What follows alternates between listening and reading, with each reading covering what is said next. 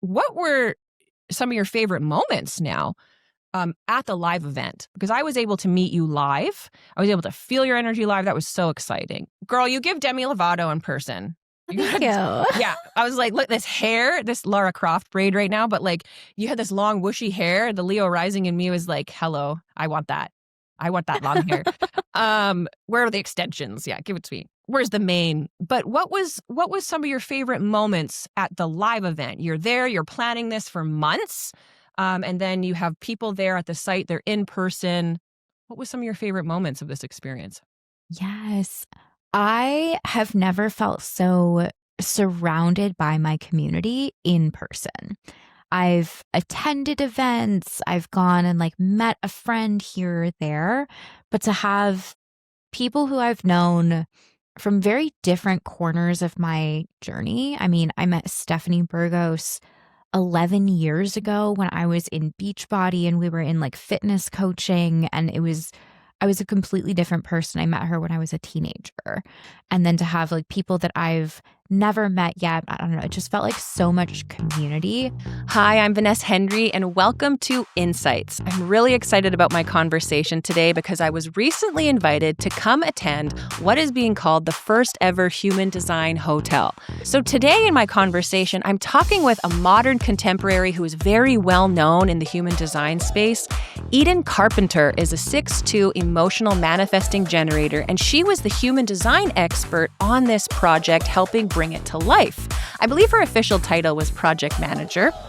And in this experience, she was able to real-time experiment and trial and error things in this first ever gathering site. In this conversation, we get into the origin story of the Human Design Hotel and how it came to be.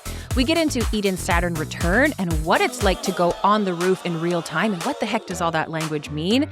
We even have some conversations around the actual embodiment practices that happened in real time and how transformational they were, especially when you're gathering together in person in real time. And we get into creator integrity and some of the values that absolutely need to be established if we're going to be erecting more of these modern gathering sites where we can congregate together differently.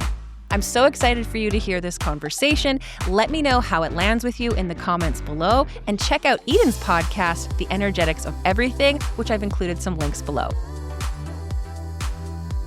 Hi, Eden. Welcome to the pod. Vaness, thanks for having me. Thank you so much for being here. Eden Carpenter, first time on the show. I've just had an in-person experience with you. Radically changed my life. And so I wanted to have you on the show to talk about it. You are the human design expert who was on the team of Ralia Connections in Montreal to create, from what I know, what my research tells me, the first ever quote unquote human design hotel. How did you get involved in this? How did this happen? Yes. Maya and I met in a mastermind probably 4 or 5 years ago. Tell us who Maya is. Yes. Maya Pearl is the founder of Ralia Realty. She owns several different beautiful retreat properties all over the world. I met her in a mastermind with Makosi Candace Pitts, who is the royal shaman on Instagram. So we were in this shamanic business mastermind together for a little while. And it's interesting because she joined like the mastermind I was in and then decided she wanted to be in a separate one that happened to have more people as a 4/6 sacral generator. She was in it for the connections. She was like, I need more people than the smaller group that her business is even called Connections, right? Ralia Connections. Okay. Yes. Connections is specifically Connections is that event space. And then Ralia Realty is the overall business brand. Yeah. Let me echo this back to you and make sure I got it.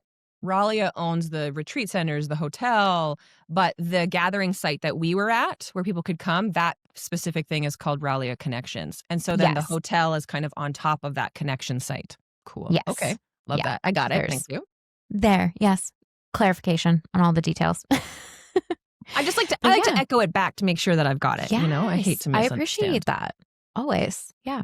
So we got involved in this because of kind of like you were investing in yourself, in your studies, in your business, and your skills. Yeah. Okay, cool. Yeah, we were both growing Bumped our into each other. businesses, learning things about spirituality and business growth, and just figuring out that connection between how being an entrepreneur is really a personal development journey. And we were growing in our own businesses. I ended up taking my team to a retreat. I did a team business retreat in Costa Rica.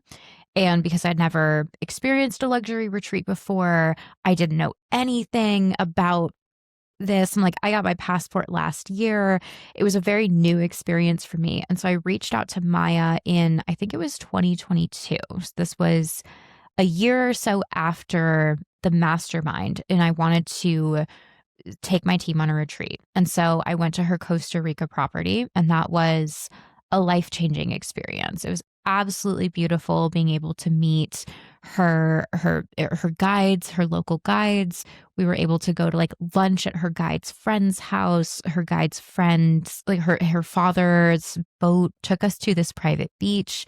It was a beautiful experience, and I just felt so taken care of through every step of the way. And so we'd stayed in connection, and she'd caught me a few times to just pick my brain about how would you incorporate human design into physical buildings. And so I didn't know that we'd been having these conversations while she was developing, and she had just recently acquired the site that currently is the Human Design Hotel. So I'd been talking about it, and we'd been mentioning it for a little while. And then last year in 2024, she invited me to come be the first guest. So half of the hotel was done. Half of it was fully a construction site, like no walls, no, like See the bones. yeah, you can see the loose wires everywhere. Hard hats are required for entry, full construction site. And so I got to see half of it done, half of it in full construction. And she'd been mentioning Human Design Hotel, and it just wasn't clicking in my inner vision until I got there and I was able to see, oh, okay, this is what it is. You have the event space downstairs, you have the left brain, you have the right brain, you have active environments, passive environments. It really came to life for me actually being in that space. And then we'd had a few more conversations before, I'd say about 6-7 months ago, she officially invited me to be the project manager to bring this to life as a human design hotel rather than just an Airbnb that is incorporating human design elements. Right. That's an important point. This whole idea doesn't work without you. You're highly valuable on that team, because the human design expert on the team of, if we're moving into this era where we're going to be building these gathering sites, these places where we congregate differently. And, maybe we're not congregating about religion anymore. Maybe we're congregating about awareness, which is what I would kind of say what this felt like. Yeah. What do we need to know about how this whole thing is going to work? And if you're the awareness person on staff, yeah, you got to be, it doesn't work without that. But also this experience taught me as an experiencer, this is not to diminish the space and the beauty of the hotel itself, but we can really create these spaces anywhere. What is important are the people who fill the space and the values underneath things going on, so that we can practice speaking these languages in real time together. I found there was so much permission to be myself there. I really felt well respected as someone who has a manifestor energy aura, Nobody was making me respond. I thought that was amazing. And again, none of this works. The whole human design component doesn't work if you're not there, which I want to just circle back. I need to talk about your design. You're 6'2". She's a role model hermit. She's also a manifesting generator with emotional authority. You're a mountains person. This is my favorite environment. I just get so enamored with these people. I love the way this looks in real life. And you have the same inner variables as my dear friend Jasmine Nenna. Clothes, taste, inner vision. Love that. love these visionaries who are selective with things. But my ears prick up when you or someone's communicating to you and you're like, I don't see it. I don't see it. I'm like, oh, that's inner vision language. Okay. And so it's interesting that you then needed to travel to the site, get your hands on it. You do have a sense of touch in your mountain. And then, oh, here's how this might work. And this whole process, you're going on the roof. So you're in your Saturn return. We have lore about that in the human design space, in the astrology space, even in gene key spaces, which I know you're fluent in all these areas with your work, and you're an amazing teacher. I was able to watch you teach in the setting, and that was fantastic. Can we talk about going on the roof for a moment? Because you've heard this phrase your whole frickin' human design studies. You've been in the community for a long time. And, I'm in my late 30s now. And I've been around for a decade, and you're coming up to your decade of experimentation in that as well. So you were very young to be aware.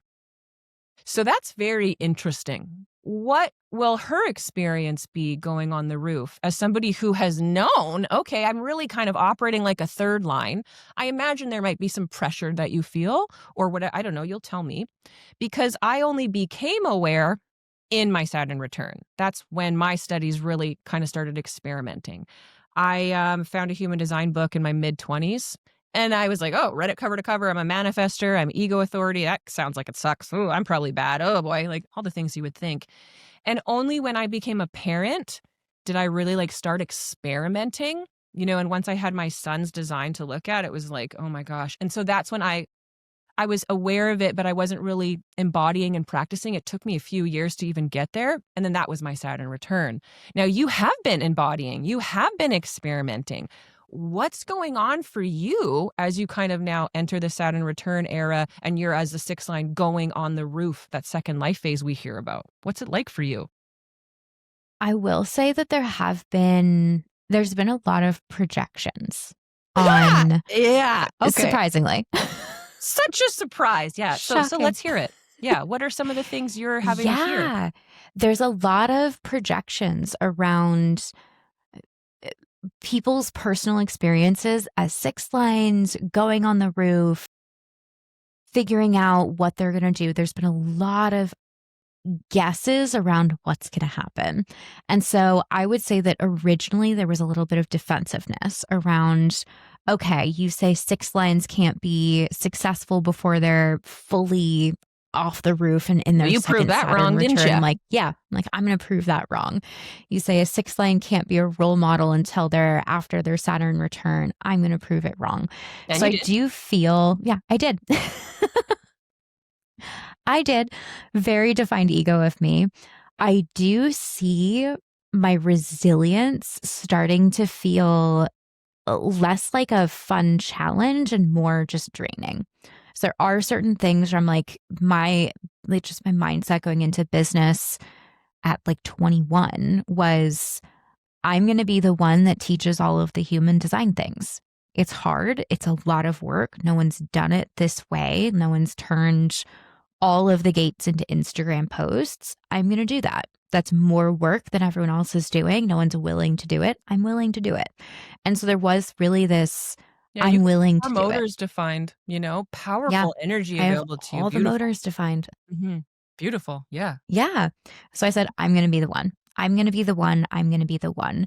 And there has been a little bit of a desire to pull back going on the roof instead of being, I'm going to be consistent. I'm going to post all the time. I'm going to show up. I'm going to teach every topic in human design. It's really been this okay, how can I get the information out there? How can I help the people, but also just protect my life? How can I have my personal life with my business? And for the longest time, it felt like, how do I build a lifestyle that my business can revolve around? And I really wanted that, me in the spotlight, me doing everything, recording everything, and then just that being my content, my business, and everything else. And now I'm really wanting it to be separate of how do I show up for business, I'm in that energy, and then my private life is separate. So it's been an interesting desire to separate things. And there was initially some judgment around this of like, oh, this is your undefined G center. It just wants to be, doesn't know how to like mesh identities. It's confused around how does this version of me and this version of me make sense. I felt like I was compartmentalizing myself. And then I realized, okay, this might just actually be, I'm a passive environment style. I'm a 6-2 and not just a second line. My second line is in the gate of 40. I have the gate of aloneness as my Yeah, I was conscious like, what sun. does this mean? If somebody doesn't know what that means, what does that mean to you to have that? Yeah. The second line is a hermit energy where it is designed to go into its inner world for these phases. It's designed to go into its hermit shell. Figuring things out in its own world is really where the magic is. And so you need to be in this like private little bubble to figure things out on your own. And then eventually you are designed to go out and externalize it, to share it with the world. But you do need that private hermity energy to really figure it out for yourself first. And so, yeah, I've really realized that desire to go inwards. There's been a lot of projections around, specifically around my marriage. So I got married at 19. Yeah. Married at 9. Okay. Married at 19, don't have kids yet. That's going to be a project. Kids is going to be a huge projection, especially on the female in her late 20s. Not so much the male, but it is there. Business too, yeah. So, okay, sorry to interrupt, but yep, that's real. Mm-hmm. Inform, yes. Oh, don't apologize. Please, this is a conversation. I will monologue. So, okay. I will just keep talking. So there's been there's projections. There's a lot of people who see, and you're second line, so there's a lot of people who see things. And how have you been dealing with that? Yeah, I think part of me, my fear motivation has kicked in with like, okay, what do I have to do to make sure that your fears don't realize in my life? I think there's been some expectations with that sixth line of like, I am the sixth line who's known about human design for so long.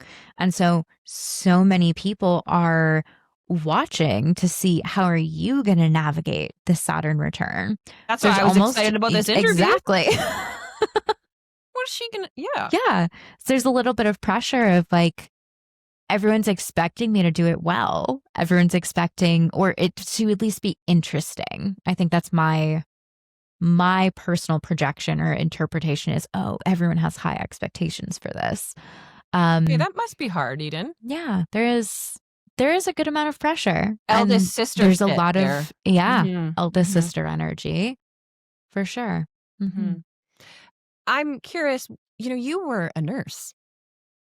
I was a journalist. Yeah, before we I have the journalism background. You have this nursing, this kind of health background. And so I know that was very interesting because once you started to have some recognition in human design, you were like, and you were kind of plugged into the health system in America. And it was like, this isn't, I don't know, feel good. And you had these opportunities during COVID of, you can't come into the hospital or you can't. And it just kind of gave you the space to, okay, well, then I'll go really kind of dabble here. And so for a lot of your 20s, your working career has been using this incredible system. What's been the most meaningful part of your work so far? What's been the most meaningful part of my work? Too deep? That's a big question, Vaness. I'm curious, what has stayed with you? I think seeing the ripple effect. Currently there's a book on this shelf right here by Holly Marie, who she's a manifester. The Informed book by Holly Marie. The Informed Holly Herbig. book. What a name. Holly Herbig. Yes. She heads up the manifester community. Yeah. She heads up the manifester community, and I met her in a mastermind over 5-6 years ago. And she was resistant to human design. Like, that's not for me. No, I'm not interested. And just slowly through me recognizing her and sharing like little bits of information, her entire business changed. She was in the first round of my human design certification. She was at the mastermind like live event where I got the opportunity to teach human design live. And everyone was like, you need to create a certification. Like, what is going on here? This is insane. What, like, no, let's cancel everything we have for the rest You're a of the great day. teacher. Like, just keep going. Thank you. So, yeah, it's seeing she was in a completely different business. We got to work through the certification. I worked with her one-on-one, and just she's created this entire niche within human design. Holly is in your lineage. I love that. Okay. Yeah. She has had a huge impact. Yeah, she has had a huge impact. 4/6 splenic manifester, created the manifester community, wrote a book about it, specializes in 9% of the population. And without that mastermind, I'm sure eventually at some point she probably would have found it. But I played a very pivotal role in bringing her into that purpose. And there's been several other people like that too. I had a little, I have influenced that business as well. Yeah? That's fun. It wasn't always called the manifester community. That's all I will say. Holly's Australian. She's lovely. She's lovely. I thank you for that story. I didn't know that. I love a little juicy tidbit. Got it. Thank you. Love that. Hi, Holly. She doesn't listen to the show. Don't know if she does, but she might. She might be like, girl. Yeah. Okay, so the connections you've made and the ripple effect, there's been some, that's cool. I agree. We hear in human design that the 6/2 can have a massive influence, but most of their effect happens in these small little spaces. And so I always look at Erin Claire Jones, the projector 6/2, who has really helped get the message out, of like, this is available. This is available, if we're just talking about 6/2s and looking at that, she's had a massive influence on the space and is a projector. So it's like equipped to guide. So I always see the way she does things, and she sent me her book as well. And these people making these books now, I see you got some of yours back there. That's been a fun part of our generation, That's been fun. And people have opinions about that. But systems always need to be synthesized in modern languages, otherwise they'll die. So it's an honor. It's an honor for sure. And the original texts in human design say it's a living, breathing system that needs to change and evolve to match society. So Feng Shui says that too. I love that teaching. In Feng Shui, they say like the tall buildings is the same energy as the mountain. We didn't always have the tall buildings, but it's creating the same, it's affecting the atmosphere in a similar way. And so may we evolve, may we grow, may we change. That's the whole freaking point, right? So, okay. I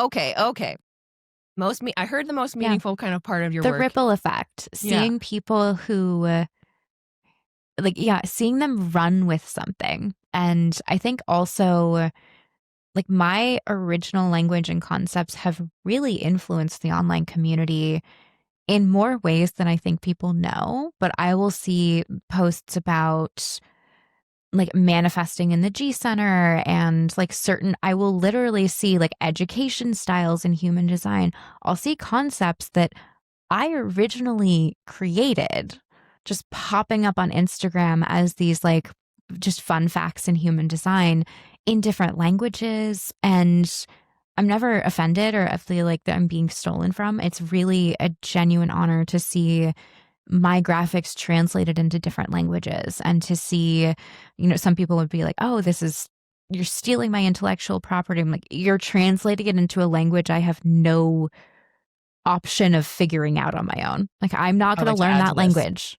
I'd like to add to this. Please take it. I've been in this space for a while now too. And I too have started to see my own lineage. And I work in variables, I work in the depths. And there are very specific stories I tell to teach a concept, and they are written by me. And sometimes people think they're from the source. And I'm like, you're in my lineage and you don't like me and you don't even know you're in my lineage, because as a manifestor, there's some people who will be very just naturally repelled by me. And it's funny to see somebody who, let's say, is not a fan of me and they don't even know they're teaching my concept or they're telling my story. And so I get a little smuggy about that, a little smug brat. But you're right. It is, because what that shows me is like, oh, that really landed in someone. Good. It doesn't matter if they like me, because they're going to have an influence and they'll touch people, and it's a good story, and I'm very inspired by oral traditions. And I think that if you have taught something in a way and somebody wants to teach it in another language, it's a pretty high compliment. I work with people all over the world, and sometimes there is a language barrier. I also have a teaching background at a college and university level, so I have experience teaching people who don't speak English as their first language. And how do you convey these marketing concepts, if there's like a language barrier? And I have to say, sometimes the language barrier gets me more in my body. Like, okay, how do I break this down simply? As somebody who's need motivation, what's necessary here, a tone of action underneath. So what are the steps? Let us break this down. What do we got to do to connect? Very fun. And to see something that was originally in your voice spun and woven in another voice in another language or another way. I get very impacted by that. I don't really have the feelings like someone's stealing from me. It's like, not really, you can't, it's not really, no. And that happens too. That happens. People will take a girl. I used to have this podcast called Each Other with these 4 women, and I split the cover in like 4 and it would always change. Another podcast or another thing came out in the exact same font, exact same layout, 4 women. And the human design community was like, wait, what? And so I just went, like, come on, what are you doing? Like, you can't do the same thing in the same space. Anyways, whatever. Not to call anybody out, but here we are. So I don't even remember who was involved in it, so it doesn't matter. I don't want to lose sight. I want to redirect back to the hotel now that we were kind of have a little bit more background on who you are. What were some of your favorite moments now? At the live event, because I was able to meet you live. I was able to feel your energy live. That was so exciting. Girl, you give Demi Lovato in person. Thank you. Yeah. I was like, look, this hair, this Lara Croft braid right now, but like you had this long whooshy hair. The Leo rising in me was like, hello, I want that. I want that long hair. Where are the extensions? Yeah, give it to me. Where's the mane? But what was some of your favorite moments at the live event? You're there, you're planning this for months. And then you have people there at the site, they're in person. What was some of your favorite moments of this experience? Yes. I have never felt so surrounded by my community in person. I've attended events, I've gone and like met a friend here or there, but to have people who I've known from very different corners of my journey. I mean, I met Stephanie Burgos 11 years ago when I was in Beachbody and we were in like fitness coaching, and I was a completely different person. I met her when I was a teenager. And then I met like Lauren was somebody that I've met. Like, she's been a tremendous person. She was the one running the mastermind with me and Holly all those years ago. And so like she's been a tremendous person who's been like at very pivotal points in my journey. And then to have like people that I've never met yet, I don't know, it just felt like so much community. Did you know that medicine woman, Dr. Stephanie? Who the heck found Dr. Stephanie? Was that you? Yeah, that was me. Oh, wow. She's powerful. Isn't she? Yeah. Took a cab with her. She sat me down. Yeah. Yeah. Wonderful person. Yeah. Emergency room physician. And I got introduced to her through my cousin who was working with Catherine Zankina, who was working with Stephanie. It was, like in 2016, I would say. I'm not going to pretend to know all these names. I don't, this wasn't necessarily my community. And there's some people that I do know, but I was also introduced to some people like Dr. Stephanie. And it was like, you're cool. Who are you? I want to know everything about you. She's amazing. She's so fun. But yeah, so I felt really surrounded by my community. I don't think I've ever felt my triple split thrive so much. I was able to bounce around between all of these different group conversations and just like fully fit in every single one. So it'd be like, this small group wants to ask a question. This small group needs to talk about something behind the scenes for like laundry or setting rides up or decorations or food. So it's like planning things, entertaining, just deep conversations with people, one-on-one conversations. I floated around like a butterfly and was just talking to everybody. So I really felt like I was in my element. I would say the thing that just fully sat with me most, my favorite part, was sitting in circles with people. Me too. Something about the intention setting ceremony, sitting in the rooms with the couches where we're just sitting around an area in the sauna. Oh, those healing sessions you meant we were all the having? Healing sessions in circle. Absolutely incredible. I was going into that event really like pumping myself up to be in that like hosting energy of like, I'm going to hold, I'm going to support, I'm going to give, I'm going to host. And I was held so deeply by so many people, and I wasn't expecting that. So to be able to, both receive and give was surprising. What's the teaching in this, Eden? You're going there, you're ready to hold everyone, and you're met with, everybody's just holding you. You're safe enough that you can come undone. What was that about? I think that's about true community and how a lot of my relationships, especially in business and in the online world, have been transactional, where it is, I am paying you to listen to me. I'm paying you to care for me. I'm paying you to coach me and to hold me. And those haven't necessarily been easy relationships for me to receive and experience outside of a transactional relationship. I think you're saying something important here. Yeah. Mm-hmm. I've had to pay for comfort a lot. You've had to pay for comfort a lot. That's a sentence. That feels sad to me. I understand this space is like, in essence, it's new. And so it's still in development and it has a lot of potential. There were flaws. And also, as somebody who has a personal view in human design, part of what I look at is I'm going to see the imperfections. And only when I see that do I keep looking, because it's caught my eye, because there has incredible potential, you know? And when I was at this site as an experiencer, a bit of a journalist reviewing it, like that was a little bit of like the angle that I ended up kind of stepping into, which was very fun. Thank you for letting me have this opportunity. I was trying to figure out, is this a hotel? Is this a co-working site? Is this a healing space? Like it did feel like it was trying to be a lot of things. And so I went into it experiencing it differently. There was a moment where I treated it as like an art gallery and I toured it, looking at the art, because we'll talk about the incredible art that was used in the space. But I could feel that it was like, what does it want to be? And as somebody, very transparently, I'm the left angle cross of healing. Can't help but be that. When I went there, I felt like I was going to a healing site. When it was all women, half in Canada, half in America, which I'd like to talk about.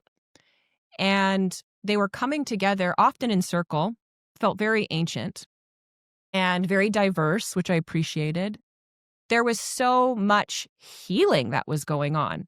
I left this space so activated and healed, and I was deeply empowered by having an opportunity to physically go into an environment where everybody on some level spoke the same language. They had a fluency in this human design language, all at varying levels.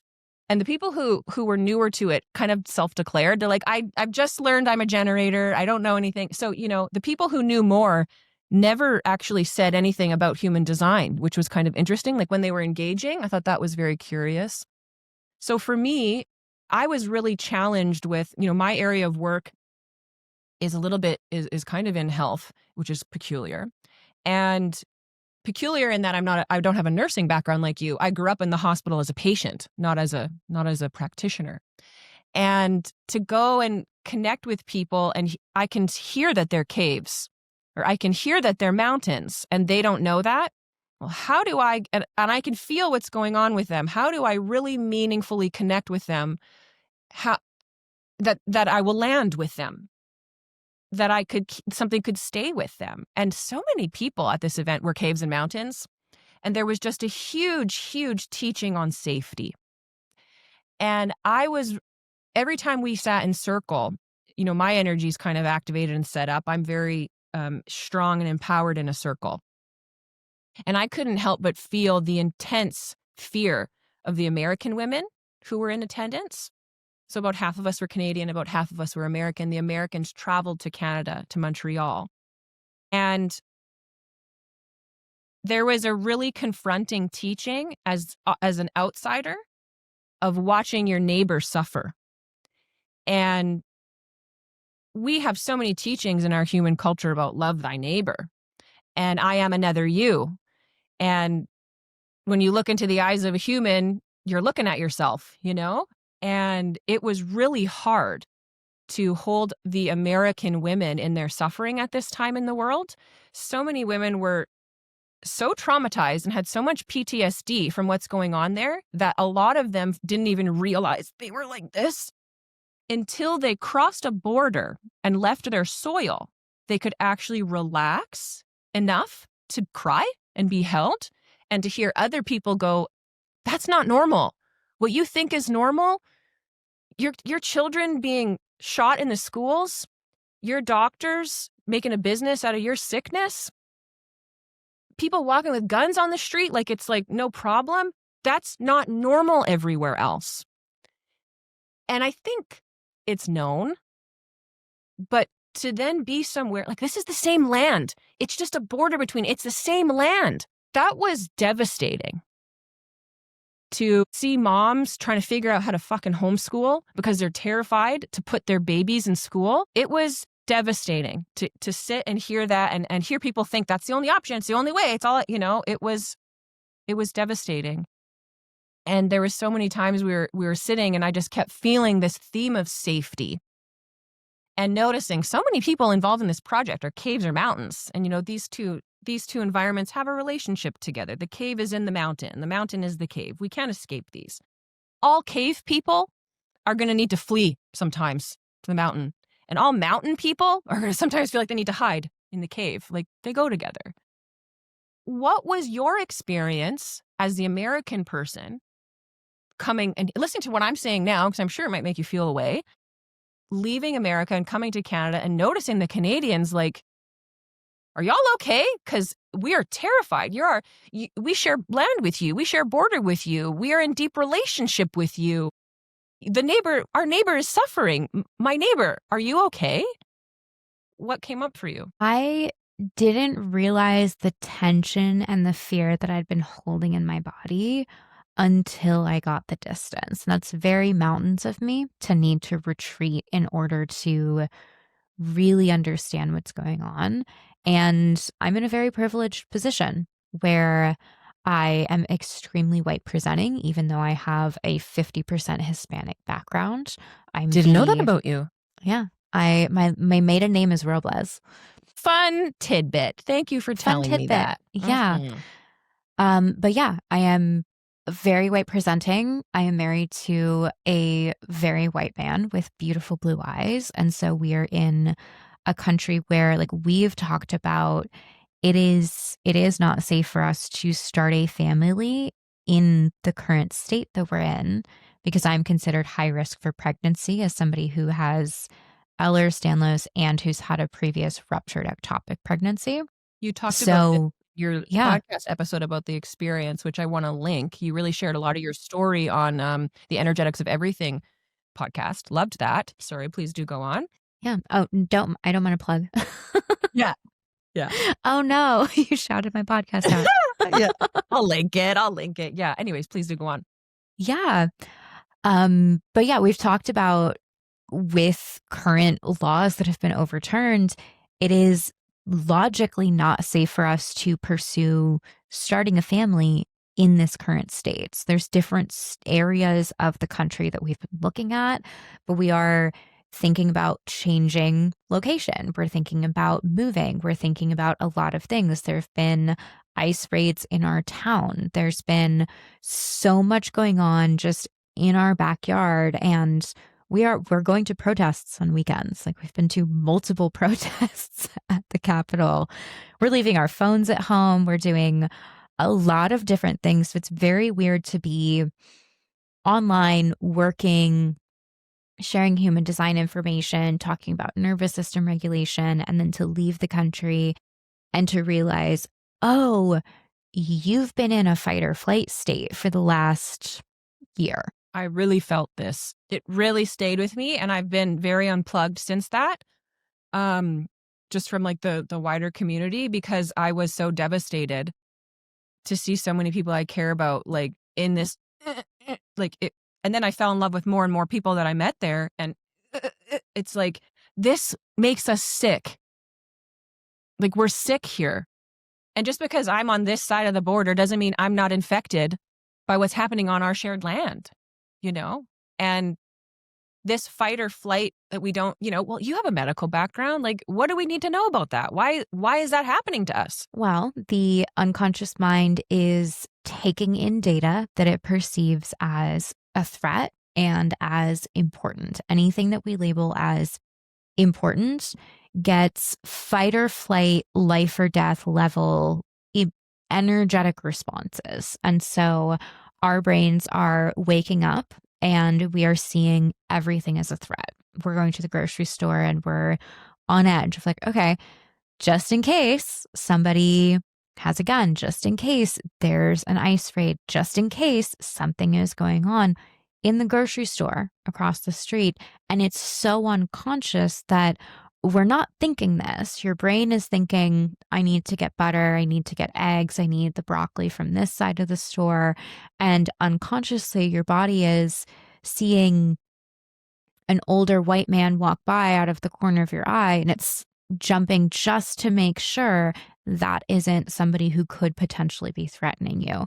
So when your body is constantly aroused, when it's constantly in this activated state, it's using way more and it's producing way more energy than you need.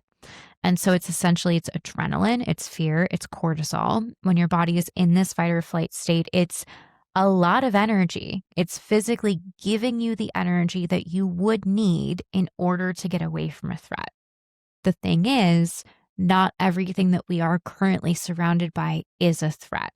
And so it's giving us, it's like we're drinking cold brew concentrate 24/7, and then we're shaky and nervous. We're like, why do I feel anxious?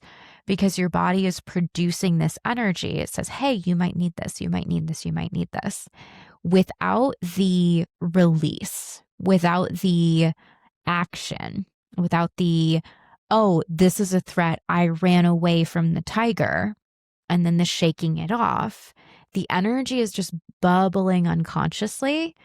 And everybody, like, that's why everyone feels so high strung, is because how could you not? How could you not? Your body is saying, oh, you need energy to get away from the threat. Here you go. Here you go. Here you go. You have all of the energy in the world, but there is no threat. So there's no release. There's no direction of that anxious energy. Is this absolutely true? Because it sounds like there is a threat. It sounds like I could technically go to the grocery store and I could look at someone wrong. So, there's the potential of a threat in most of our daily lives. Like the potential is very real. And on a daily basis, my body is giving me the energy to fight off an armed shooter in the grocery store. But because there isn't one, I'm just living with that excess energy without the, okay, I did something with it, I released it. So that's why like the stress levels are so high. And when your body it has that excess energy, it starts to, it's toxic. It's deteriorating your organs. It's harming your blood cells. It's harming your heart. It's killing you. Yeah. When I heard you exhale like that, that was what the hotel felt like. I felt like women came and exhaled. And there was even a time when we were in circle in an opening ceremony where we all kind of had an amulet we were holding and passing just to kind of open things up. And it felt ancient. And everybody was breathing. And I was like, whoa. spirits and ancestors are here. This is intense. Everything you just said, that's fucked up. That's fucked up. And I know as a Canadian, I don't usually talk about Canada and the US because I don't, yeah, anyways, doesn't matter. It came up. It's relevant right now. There's an aspect of personifying these characters where we were sort of positioned as your dumb, simple cousin, you know? And Americans used to love to like tease us, and we live in igloos. You guys are all, you know? And even though, you know, all right, you can talk to us like that. We will help when you're hurting. You're our only neighbor, and we protect the true north and anything that could come through here. And while you also share land with Mexico, this is all Turtle Island. It's all one land. And if you're hurting, we're hurting. And even though the governments may want to put rules and borders and distance between us, you're still our neighbor. You're always going to be our neighbor, you know? And I can't fucking speak for Canada, but I can be a human being, you know? That was hard. This conversation of safety, I want to go into a little bit deeper topic around that, because to me, this was a healing site. And I think the space is still trying to figure out what it wants to be. And we can have these sites everywhere, but some things going on very deep that need to be addressed. The most beautiful part of this space I had shared earlier were the people who filled it. And that was these activators that you guys found. And they were essentially creators who were invited into the space to put their touch in the rooms. You know, there's going to be different rooms with different sort of themes, I gathered. I didn't know what to expect. And each room was kind of designed by someone. And then they were kind of all there when we were at this gathering. We were kind of able to interact with them. And I kind of went to this trip with Jazz, a very common collaborator of mine. And she really ended up connecting with the woman who had decorated her room. And she didn't even know that. It was so cool to like watch her kind of go through that. And I did kind of say to your entire team, on a human level, I'm coming here with my friend. My friend has just been through some traumas in America, and Jazz has kind of publicly said on some other things we've done that her and her kids and her husband were held at gunpoint. And I was at a different country when this happened. And so I very much said to everyone kind of on the staff, I'm here as a journalist and as a human. My friend went through something and my priority is to be checking on her. And if she doesn't want to go to dinner, I'm not going to go to dinner. You know, like if, you know, I'm 70% there. And I was surprised that when she got there, because she's closed vision, like you, closed inner vision, closed taste person, she opened right up. And I've never seen her do that. And we've been in person multiple times, and she opened right up. And if you'd indulge me to talk about her brilliance for a second, and if we could be 2 6 lines for a moment, because she put you into experiment. And I feel like she showed us that when we gather in these spaces like this, there are very, very real human design experiments that could go on. And she has this teaching of the sacral surrender. I'm not a sacral being, okay? So I'm there like, what is going on? And when we were in circle in the opening ceremony that I had talked about with you, she, using her incredible abilities, put her energy into everyone's guts and had their life force. And she was speaking. And the whole room went, I was like, what is happening? I'm like, whoa, sacrals like that. I don't know if you noticed. I was always narrating for the sacrals. Whenever there was a sacral sound, I would go, she doesn't like that. My queen doesn't like that. She'd be like, And I was just there like yapping for her. That was powerful to witness her be able to go grab the life force of people around her and be like, ask them a question and they can't lie to her, you know? And so when we kind of all broke off into our smaller circles to have like integration, which was so meaningful, to have time and space to just go be with each other, we had all kind of gathered in this room, and I was able to really watch her brilliance come online. And I care for her deeply as a dear friend of mine. And she was talking to you and Jess. Love Jess on your team. Hi, Jess. Love Jess. And Jess will be listening to this. Hi, Jess. She wants the tea. Hi, you Jess. know her. And well, Well, I witnessed Jazz talk to you two as sacrals who know human design, and she was able to help you embody more sacral power. Whoa. What was that like for you as a sacral being to have this witch come in and this powerful sorceress, enchantress energy come in and go, like she thinks she has a quiet sacral. That's the loudest sacral I've ever heard. What was it like for someone, you know what a sacral sound is. I know you're an emotional authority person and you have your waves. What was that like to be put into embodiment practice like that by her? It was incredible to realize that I have intellectualized so much of this that there's still a layer of actually you need to not think about it. You need to just be in your body. That's what we can do in these spaces, Eden. Like be in your body with people who understand. Sorry, go on. Yeah. I also think it was extra powerful for both Jess and I because we both have the 34 as our conscious sun. So not just is like sacral energy isn't just overall our authority. It's not just overall our design. It's 70% of our personality. It's our life's work. What does it mean to you that sacral energy? To have that gate in that placement? For anybody who's like, she sounds like a robot. They're starting to spit out those two sort of spit out their numbers. What does that mean to you for that you and Jess both have that feature? Yeah, gate 34 is a gate in the sacral center, and it's one of the gates that connects to not just one, but multiple different potential gates. So cool. So it can connect to the spleen, the G center, the throat center. So for both Jess and I, we have it connecting to the throat center, which means it's not just a sacral response.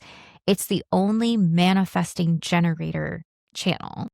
It's the channel connecting a generated response. If we need to respond to something, but we're going to respond with action. We're going to respond with initiation. We're going to respond by starting something new and finishing it.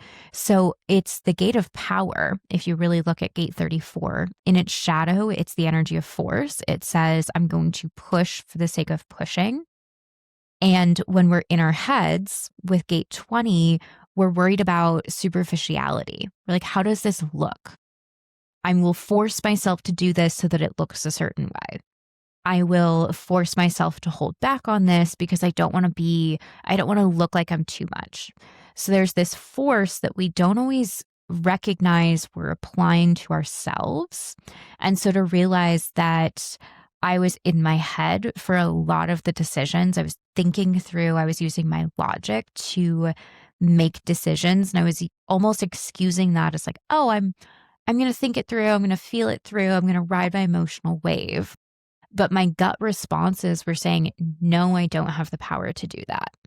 No, I'm going to have to force myself to get that done if I want it to look that way. And so it was so powerful to really witness like Jazz's magic. Their names are so close. Yeah. Yes. Mm-hmm. Jess. Yes. All the J's. It was really powerful to see it in practice. Something else that was interesting was there were certain bits of information that were presented from you and from Jazz to Jess about homeschooling and parenting and kids that I've been like hesitant to say, I think you should do this because as her sister-in-law, I don't want to feel like I'm overstep, right? You don't want to. I don't want to overstep. I never want to say me as the childless aunt, I should be telling you how to raise your kids. Very fair. Yep. Because I know their human design. But she was very open to receiving information from you. And then I was like, oh, that's right. Like, I thought that would work. I thought that was the right idea. I thought that's what she needed. I thought that's what this child would do well with. But there was like a hesitation of mine to overstep.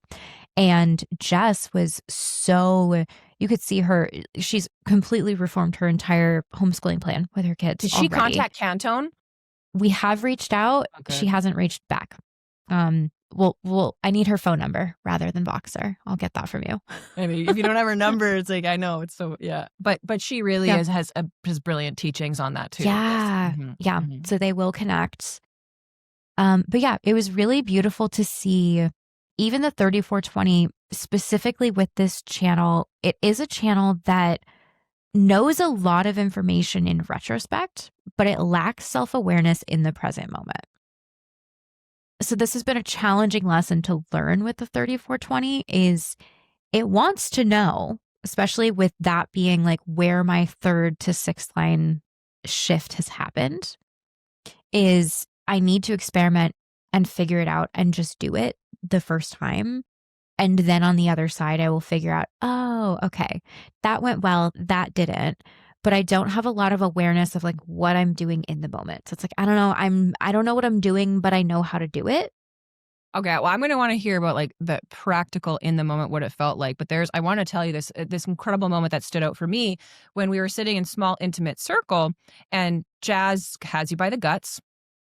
She sees right through you as an inner vision person, and she's having you respond.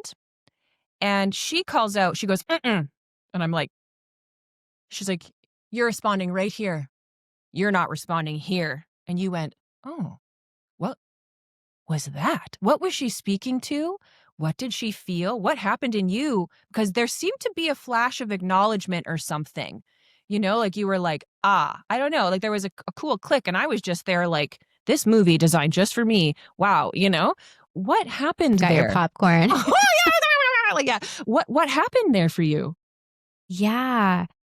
So I have judgment sense. I have a lot of judgment energy everywhere. Channel of judgment. Sense. I have 3 planetary placements in 17 and 2 in 62. So 5 activations in the 1762.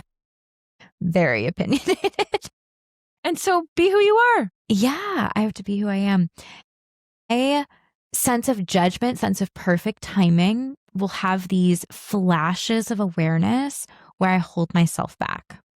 So it's this, I will see myself like getting lost in the communication, in the charisma, just really fully being in that moment.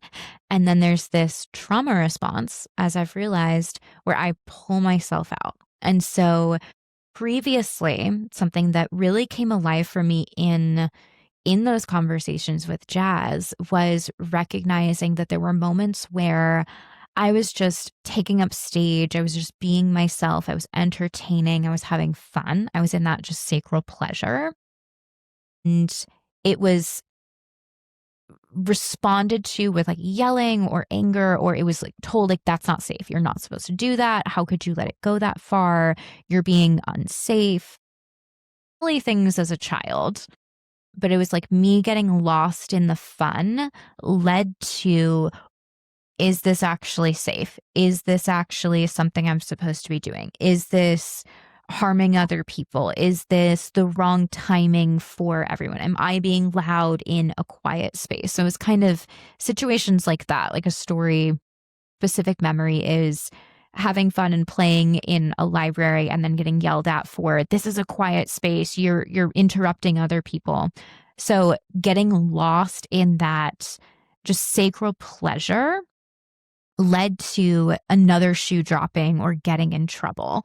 And so a part of my brain started to figure out, oh, if pleasure and joy and satisfaction is getting to a certain point, if you're getting too lost in just the excitement, it has this awareness monitor. So I will monitor myself and be able to recognize like, oh, you're having a lot of fun. Is anyone watching? Are you interrupting people? Do you need to calm down?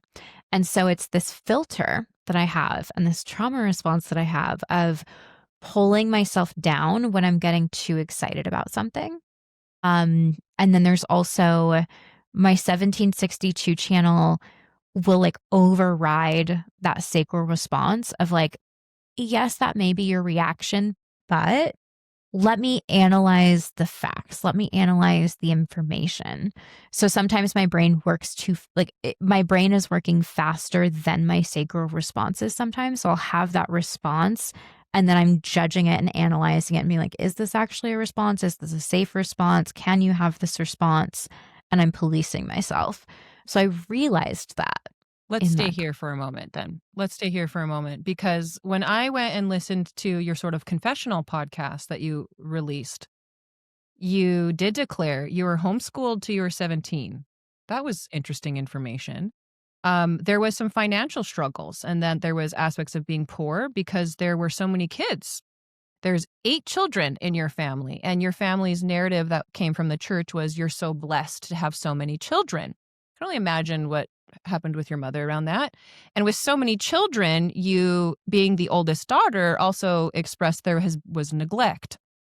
And I heard you tell a story that you weren't always bathed, didn't always know how to clean yourself, maybe expected to know how to teach yourself that. When you were diagnosed with celiac disease, the family did not adjust to help you nourish. You were responsible for figuring out food on your own before you even had a teaching of food. That told me she's never been taught how to feed herself, basic teaching. I heard your needs were not being met. And now I hear you as an adult, self-policing and self-controlling. I don't want to get in trouble or anything bad is complete trauma response. And I feel like I witnessed my friend. Fear of judgment. Well, yeah. Yeah. Fear motivation with a judgment sense. And, I felt my friend have you by the guts. This is not something that you can learn in theory. These spaces are essential to have these embodiment practices. And that experiment I was not able to participate in. I was only able to be an observer in, and it had such an impact on me. And to see you, your sacral getting louder in real time was holy. And to see you processing in real time, holy. To realize you aren't always set up to process, devastating.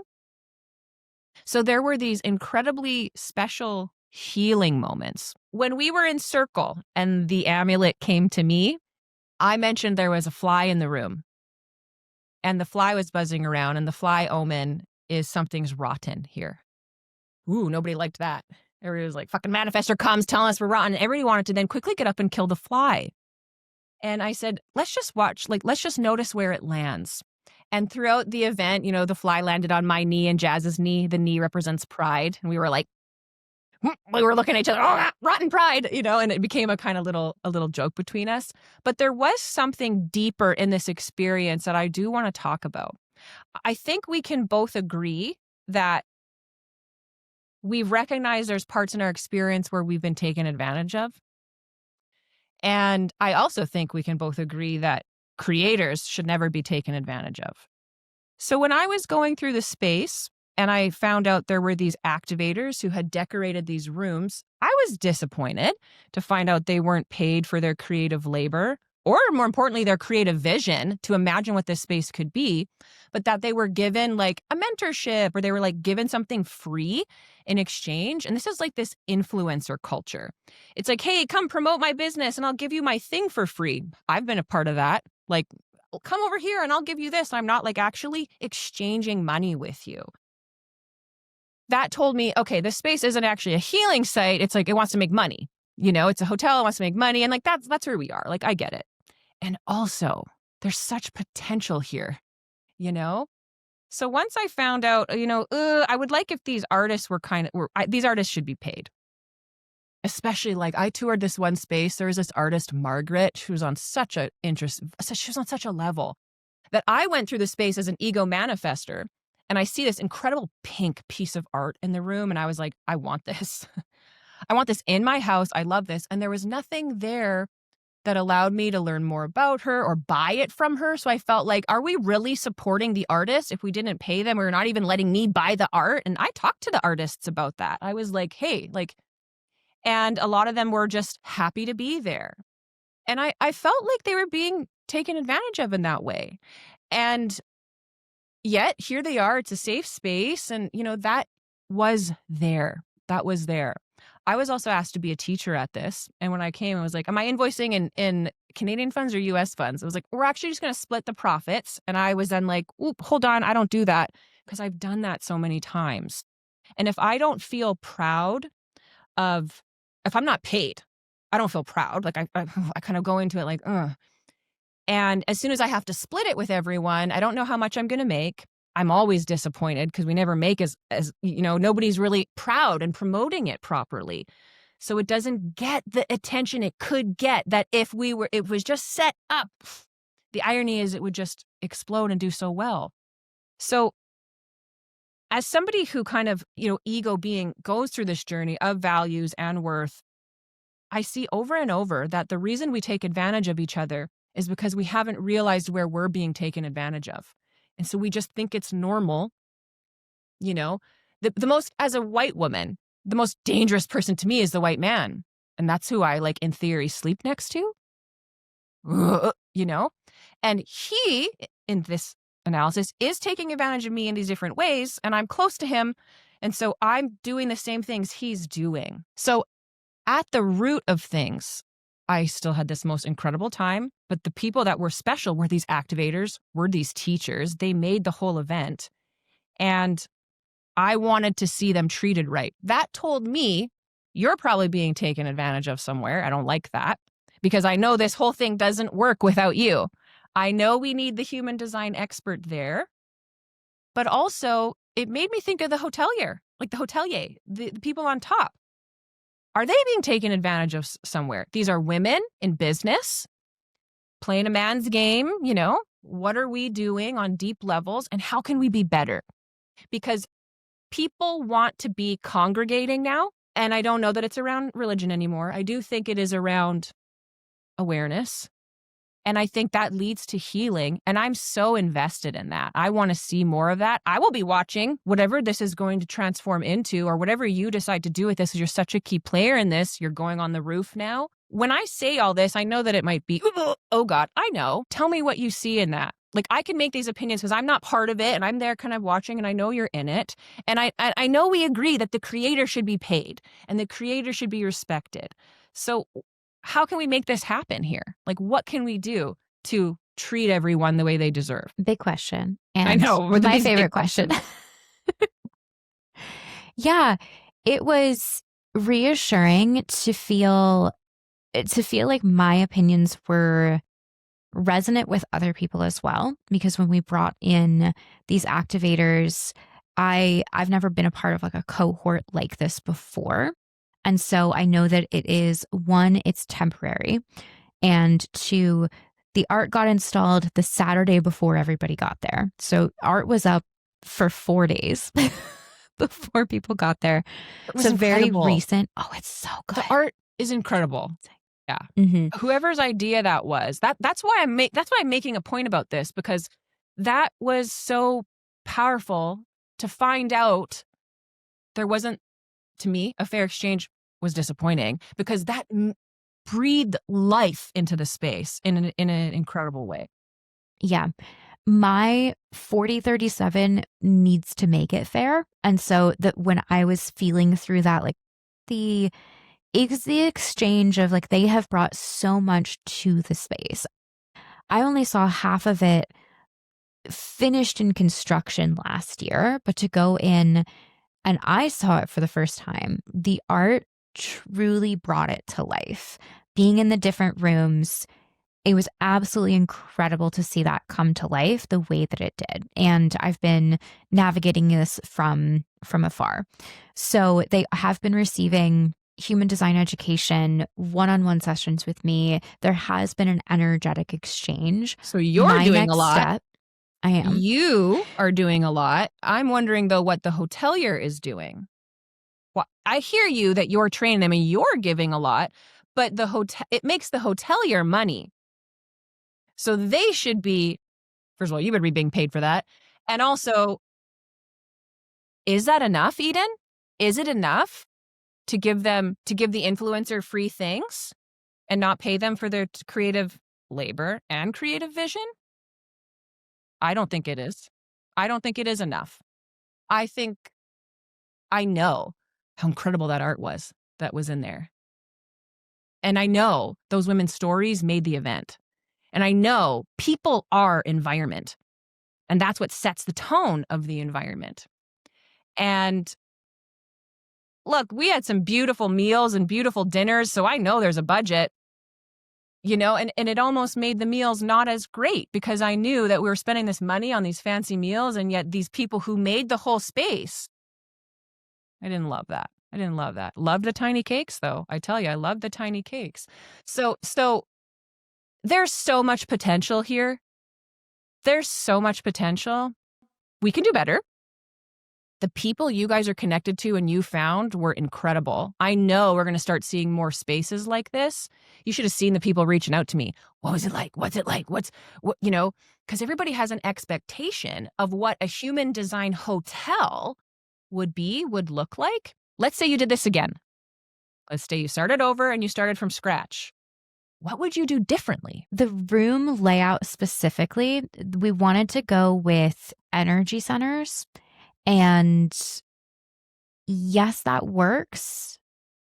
It really clearly has a left brain and a right brain. Passive environment styles and active environment styles. Girl, I'm jumping in. The building has an R and an L on the outside of the building. So you know what side of where to go. Because I was in the passive suite. Like I was in the passive part of the building. Loved it. The decor was so gorgeous. Loved everything. Great energy in there. But it was called the L. And I was like, what? And then, so, as I did a little bit of digging, it was because the space is called Raw Leah, and the Raw side is over here and the Leah side is over here. But if you're selling to the human design community, right and left means something. So I went into the wrong room so many times. And all of a sudden I'm like walking in someone's suite and I was like, oh my God, I felt so silly and stupid. And then I'm out on the street. There's only 2 doors and I can't figure out which door to go in. That's why the human design expert is needed. Yeah, that will be changing. That is changing. I felt so stupid. Like, why don't I know where I am? But that's just why your role is so essential in a collaboration like this, in my opinion. Because if you're selling to a human design community, that's how the human design community is going to see it. And they're going to get lost and there's only 2 doors. Yeah, it is. Because it's like the Raw side. Raw is like the masculine energy and Leah as the L side. But they are set up as the side that's labeled L, which is on the right side of the building, is the more passive environment style. No. But even just psychologically, right, left, like, there's a way you're going to look at things. Like, this is the right side, this is the left side. So, okay. I know, but I know that we're multiple times before. No, you didn't. Listen to the human design expert that you hire. Okay, so we would adjust some layouts. We will be switching those. Yes, we will. There's a few things that are going to be switched. That's why we test these things. That's why we have people in. Yeah, of course. We had to test it. We had to do a trial run. The next thing would be, so one, like labeling the rooms differently, specifically according to environment styles. Love. There isn't a possibility to do all of them because we have 10 bedrooms. There's 12 environment styles. Okay, but hold on. You're doing it again. So maybe you'd have 12 rooms, right? Maybe that's how you would do it. We're just speaking like ideal world. Theory. Yeah, ideal world. Inner vision, ideal world. Got it. On your mountain, how so would in my you mountain, elevate it? Yes, I would do at least 12 rooms. I would have the active environment styles, the passive environment styles, labeling it very similar to like the floors with the 1 through 6, where first line is very like foundational. It's caves. I would add in the same color line tone number. So like caves rooms would also be related to the sense of smell, the sense of security, the sense of like all of that energy, even like consecutive appetite, that would all be related to first line energy. So ideally it would be 6 floors. Half of it is passive, half of it is active. Caves, first line energy, second line taste energy, third line saunas, heat, cold, anything like that for the third, like juice bar, something like that on the 3rd floor. I love that. Also, to jump in with that heat and thing, the business deals happening in the sauna, like 5 hours in the sauna. I loved that. Me and Jess, I was like, when are we getting in the sauna? My girl Jazz doesn't always love a public toileting. What do you call that? What's the L word? Lavatory? Is that what it is? I don't know. But, where she doesn't always love that. So I was like, well, I am going. And then when everybody kind of gathered in there, again, a tiny gathering healing site, also one of my favorite experiences, to sit in community, intimate, real, feel each other. I love Just that loved so us much. all bringing in like 8 plastic water bottles after. I can make the girls hydrated. It was Make the girls incredible. hydrated if you're going to stay in here. So I just want to say I love your vision on that, on how you would lay out. 6 floors would be ideal. I know we don't always have the ideals, but talking about them is fun to hear what's available. I love the idea of setting it up with these foundational smell caves and kind of going through that whole spectrum rainbow of things. That sounds amazing. Love that. What else would you do? Part of the 6-line experience, like the 3rd line goes in and tries the things. And part of where all the power for me has come alive is then trying again. Because now I know some shit. And now how would I do? Because you do have to kind of like do it and it's messy and that never goes away. Once a 6th line, once a 3rd line, always a 3rd line. Like, like we always have that kind of trial and error thing, but it becomes fun when you're like, how would I do it now? How would I do it again? And I expect, if you enjoyed this experience and you love it, that you could really have fun with this. You could really create that powerful ripple effect that really resonates with you in your work, to create these landmarks on our planet where we can come and have these restorative, deeply meaningful embodiment experiences. I've been so moved by my experience here, so activated. If I could talk about profit centers for a tiny moment, a triggering topic in the human design space. You selling through your undefined head and undefined G center, the way that impacted me, I was so inspired when I left. I had a renewed sense of direction. You allowed me to touch you, when we left, I'm like, I'd love to embrace you. And you're like, the fuck? Okay. An opportunity to hold the neighbor when the neighbor is suffering, a gift. Thank you. You're being so graceful and gracious and letting me be kind of hard and firm on you on some of the things that I did see that we do need to talk about because we're in an awareness study. So may we be aware. You've told me of the vision on what you could do with this space and the right connections. And I was so impressed with what you did. I was so impressed with how kind you were in real life. You're running around like chicken with her head cut off a couple of times doing the most. And I was like, why is this girl doing the most? She has done, and this whole team, the team at Ralia, incredible women. Activators were incredible. The teachers were incredible. Everybody you guys found just were on another level. And that was a huge mountain teachings for me as the experiencer. You got, on a personal level, I got to set up and be embodied as well, and that I'm realizing I need to be in person more. So I was very inspired by this event, like looking into 2026, do I want to start touring in person and going to these places to, teach this incredibly life-changing healing art? I don't know that I would go to Ralia to do a retreat and to book all the rooms.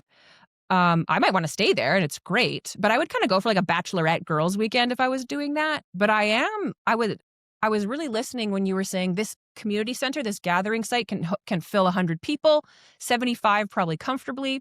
So as the business mind, I was like, I would do an event here, 4 or 5 hours. I would book the space. I would probably try to aim to 65 people. How much money would I make on that to pay for the site, pay for my team to get out there? The point isn't to make the most money, but I don't want to claim a loss, And the facility is gorgeous. I could really see myself using the space in that way of picking cities to go to do these in-person, activating, educational, healing art type of experiences. I would love an opportunity to do that. Love Montreal. But I don't know that that's available to me because I wasn't sure what the space wanted to be. I didn't know if it was a hotel. I didn't know if it was a co-working site. I know that there's a restaurant or a cafe attached. It feels like it is still being born. So I'm very excited to watch what it becomes, and what you do with it. It has an undefined G center. Eden, yeah. What a name. One of my favorite teachings of yours, I don't know if you were the originator of this, you'll tell me, but you were one of the first people I saw that was like, create a design for the entity. Create a design for your business. I love this teaching. I use this teaching of yours everywhere. When I do a new show, when I make a new art form, I run a chart for it. I call it Eden's teaching. I say that. Take Eden's teaching, run a chart. what is Eden's teaching? What is this thing that I'm talking about? Yes. Can you explain this, please? Yes. So my teaching with my undefined G center, I have always felt like specific dates have an identity. And so I've actually done this with like traumatic events as well. So one of the main times I did this was I ran a chart for the day and the time of my ectopic pregnancy to figure out the exact energetics of that trauma that I internalized. So like, how did that experience impact and land? What gates would it have landed in my design? So I've done it with traumas, I've done it with relationships, I've done it with businesses and even programs.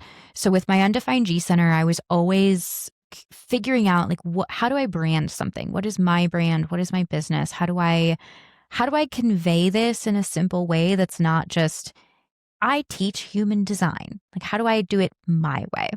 And so I've spent an insane amount of money on branding and figuring that out and realized, oh, I will just keep investing in this and there's no actual final answer. Got it. So I wanted to figure out like what's a micro brand for, I wanted to figure out like how do I brand each of my programs? And so I said, I'm going to run a chart for when the idea hits and say, this is the human design. This is the design. This is when that idea was born. I think it came about when I was reading Big Magic by Elizabeth Gilbert.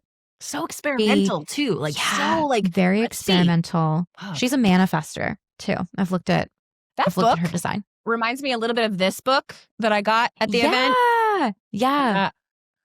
LA gave it to me. I call it LA Fish because her last name's Poisson. And it looks like Poisson. And she wore a little whale pin. I was like, hey, fish. I don't know if she liked that, but I did, And she was also a mountains person and she had this flow about her. So I love that. But that book very mountains just reminds me of that, the beautiful art and everything. Yeah. Okay. So a cool creative. In that book, they talk about how ideas are like entities that come to you. And with my undefined head center, I'm like, I love that idea. It's not me. I don't have an idea. It's not mine. I'm working with it. And so that concept with my inner vision, I was like, okay, what's the design? Like, what's the interaction between me and this idea? So when the ideas started to like hit me, I'd get those shivers, ooh, that's a big idea. I'd look at the time, I'd capture it. Touch on the mountain. Yeah, touch on the mountain. A sign. Your body likes that. I started running charts for him and it was brilliant. It's helped me figure out like what is the main message? What's the purpose? What's the identity of each of my different programs? And I can market them more specifically. And yeah, so I run program charts for everything. I love it. I think it's brilliant. I think it's so experimental. It has helped me so much in my work. And I don't know that I've ever had an opportunity to tell you that. I heard of that teaching from you. I put it into practice. I had incredible results. I think this is such a mutative study. So like when we, and I just want you to know I appreciate that you came up with that. The ripple effect. My favorite part. Love that. I absolutely love that. So just first of all, thank you for, letting me come to this experience. Changed my life. It changed my life. Yeah. I was just so moved. I'm hard on it because there's incredible potential and I want to see what this will become. I think you're incredibly exciting to watch. And I think you have a hell of a story. And I can't wait for you to tell us your story in your way as you do that. I mean, you tell it on the Energetics of Everything podcast.